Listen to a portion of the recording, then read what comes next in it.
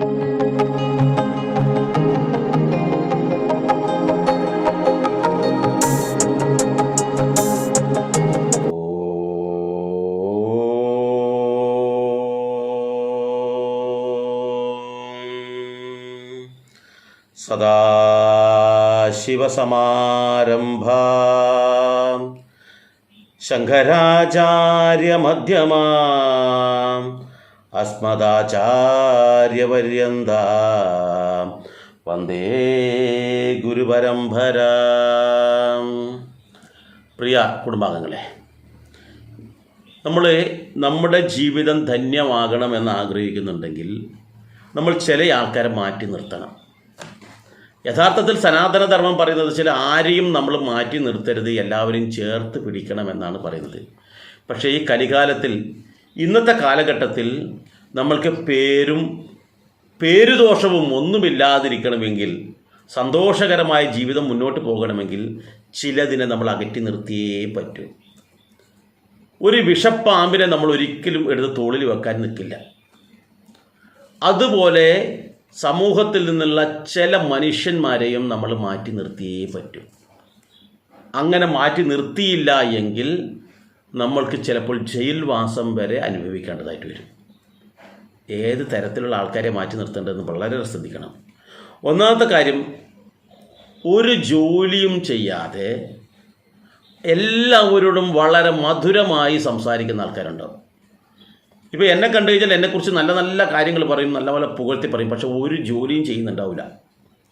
ഈ എന്നെ പറഞ്ഞു തൊട്ടപ്പുറത്ത് വേറെ ആൾക്കാരുടെ സ്ഥലത്ത് അയാളെയും നല്ലപോലെ പുകഴ്ത്തി സംസാരിക്കുക, എല്ലാവരെയും പുകഴ്ത്തി സംസാരിക്കുക. എന്തിനാ?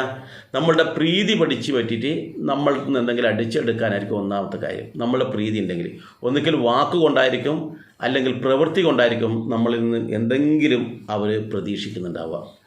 അപ്പോൾ നമ്മളോട് നല്ലത് പറഞ്ഞ ആൾ കുറച്ച് അപ്പുറത്തുമ്പോൾ മറ്റൊരാളുടെ അവരെക്കുറിച്ച് നല്ലത് പറയും, നമ്മളെക്കുറിച്ച് മോശം പറയുകയും ചെയ്യും. ഇങ്ങനെയുള്ള ആൾക്കാർ പരമാവധി നമ്മളിൽ നിന്നും എന്തെങ്കിലും പണമോ മറ്റു കാര്യങ്ങളോ തട്ടിയെടുക്കാൻ അല്ലെങ്കിൽ സ്വന്തമാക്കാൻ അവർ ശ്രമിക്കും എന്നുള്ളതിൽ യാതൊരു സംശയവും വേണ്ട. അല്ലെങ്കിൽ നമ്മുടെ മുന്നിൽ നല്ല രീതിയിൽ സംസാരിക്കുകയും നല്ല മധുരമായിട്ട് നമ്മളെ പുകഴ്ത്തിയൊക്കെ സംസാരിക്കുന്നുണ്ടെങ്കിൽ ഉറപ്പിച്ചോ അവർക്ക് നമ്മളോട് എന്തോ ഉള്ളിൽ അസൂയയുണ്ടാകാം. അപ്പോൾ അവർക്ക് നമ്മൾ അവരോട് ശത്രുത ഉണ്ടാവാനും പാടില്ല, അവർക്ക് നമ്മളോട് ശത്രുത ഉണ്ടും താനും. അപ്പോൾ ഇവരുടെ ഈ ഉയർച്ച ഇല്ലാതാക്കണം. എന്നുവെച്ചാൽ എൻ്റെ ഉയർച്ച ഇല്ലാതാക്കാൻ എൻ്റെ അടുത്ത് നല്ല മധുരമായി സംസാരിക്കും, മറ്റുള്ളവരുടെ അടുത്ത് മോശമായിട്ട് പറയുകയും ചെയ്യും. അപ്പോൾ ഈ മധുരമായി സംസാരിക്കുന്ന ആൾ ചിന്തിക്കുക, അവർക്ക് നമ്മളോട് നല്ല അസൂയ ഉണ്ടാവും. ചിലപ്പോൾ എല്ലാവരും അല്ലേ, എപ്പോഴും എല്ലാവരോടും മധുരമായി സംസാരിക്കുന്ന ആളുടെ കാര്യമാണ് ഞാൻ പറയുന്നത്. പക്ഷെ അവർ ഒരു തൊഴിലും ചെയ്യാതിരിക്കുന്ന ആൾക്കാർ, അതല്ലാതെ അവരുടെ കർമ്മമണ്ഡലത്തിലെല്ലാം നല്ല രീതിയിൽ ശോഭിക്കുന്ന ഒരാളാണ്, അങ്ങനെയുള്ള ഒരാളാണ് നമ്മളെക്കുറിച്ച് നല്ലത് പറയുന്നുണ്ടെങ്കിൽ ഒന്നും പേടിക്കാണ്ട് അവരെ ചേർത്ത് പിടിക്കുക. എന്നാൽ ഒരു തൊഴിലും ചെയ്യാതെ തെക്കും വടക്കും നടന്നിട്ട് മറ്റുള്ളവരെക്കുറിച്ച് പുകഴ്ത്തി പറയുകയും മറ്റ് എതിർ കക്ഷികളുടെ അടുത്ത് പോയിട്ട് കുറ്റങ്ങൾ പറയുന്നുണ്ടെങ്കിൽ അവർക്ക് നമ്മളോട് എന്തോ അസൂയയുണ്ട്, നമ്മുടെ ഉയർച്ചയിൽ അസൂയ ഉള്ളത് കൊണ്ടാണ് ഇങ്ങനെ ചെയ്യുന്നതെന്നും അവർ മറ്റൊരാളിലൂടെ നമ്മുടെ ദോഷത്തിന് വേണ്ടി ശ്രമിക്കുമെന്നും നമ്മൾ ഒന്നാമത് ശ്രദ്ധിക്കുക. ഇങ്ങനെയുള്ള ആൾക്കാരായിട്ട് ഒരു കാര്യവശാലും നമ്മൾ അടുപ്പം കൂടരുത്, ഒരിക്കലും നമ്മൾ അടുപ്പം ചേരരുത് എന്നർത്ഥം. രണ്ടാമതൊരു കാര്യം എന്ന് വെച്ചാൽ, കൂട്ടം കൂടിയിട്ട് ഗൂഢാലോചനയും മറ്റ് പദ്ധതികളും ചെയ്യുന്ന ആൾക്കാരുണ്ട്, അവരെയും നമ്മൾ അടുപ്പിക്കരുത്. ഉദാഹരണത്തിന് കുറേ ആൾക്കാർ ഒന്നിച്ച് ചേർന്നിട്ട് അവർ ചെയ്യുന്നത് ചിലപ്പോൾ മദ്യപാനമായിരിക്കാം, അല്ലെങ്കിൽ മറ്റൊരാളുടെ നാശത്തിനുള്ള ചർച്ചകളായിരിക്കാം, മറ്റാരും ആവട്ടെ അവരെക്കുറിച്ചുള്ള ചർച്ചയാവാം, അല്ലെങ്കിൽ ഒരു സമൂഹത്തിനെതിരെയുള്ള ചർച്ചയാകാം. ഒരു ചർച്ച തന്നെ ആവണമെന്നില്ല, ലഹരി ഉപയോഗിക്കാൻ വേണ്ടിയിട്ടും കൂട്ടം കൂടാം. അപ്പോൾ സമൂഹത്തിന് വിരുദ്ധമായിട്ടുള്ള ലഹരിയും മദ്യപാനവും അതുപോലെ തന്നെ അവർ സമൂഹത്തിന് ദോഷമാവുന്ന കാര്യങ്ങളും കൂട്ടമായി ഇരുന്ന് ചർച്ച ചെയ്യുന്ന ആൾക്കാരൊപ്പം ഒരു കാരണവശാലും നമ്മൾ കൂടരുത്. അവരിൽ നിന്ന് നമ്മൾ നിശ്ചിതാകരം പാലിക്കണം.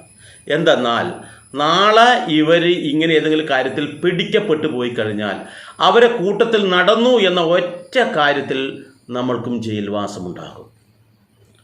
അവർ ചിലപ്പോൾ ലഹരി ഉപയോഗിക്കുന്ന ആ കൂട്ടത്തിൽ കൂടി നമ്മൾ ലഹരി ഉപയോഗിച്ചിട്ടില്ല, നമ്മൾ വെറുതെ അവരെപ്പരം ഉണ്ടായിട്ടേ ഉള്ളൂ, വെറുതെ ആ സുഹൃത്ത് ബന്ധത്തിൻ്റെ പേരിൽ. മദ്യം ഉപയോഗിക്കുന്ന കൂട്ടത്തിൽ കൂടിയെന്നേ ഉള്ളൂ. എല്ലാം ഒരു ഗൂഢാലോചന, ഒരു കക്ഷിയെ നമുക്ക് തകർക്കണം, അവൻ വളരെ മോശ സ്വഭാവക്കാരനാണ്, അവൻ അന്ന് എന്നോട് മോശമായി പെരുമാറിയിട്ടുണ്ട്, എന്തായാലും ഉള്ള അതിന് പ്രതികാരം ചെയ്യണം, അതിന് കൂട്ടത്തിൽ കൂടിയിട്ടേ ഉള്ളൂ. നമ്മൾ അതിലൊന്നും പങ്കെടുത്തില്ല, അറ്റാക്കിനൊന്നും പോയിട്ടില്ല.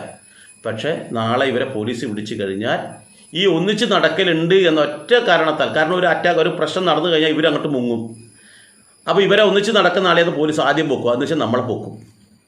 അപ്പോൾ നമുക്ക് ജയിൽവാസം ഉറപ്പാണ്.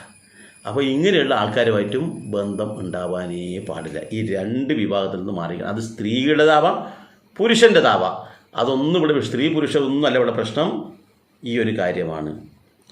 അതുപോലെ തന്നെ ദോഷം പ്രവൃത്തി ചെയ്യുന്ന ആൾക്കാരുണ്ടാവും.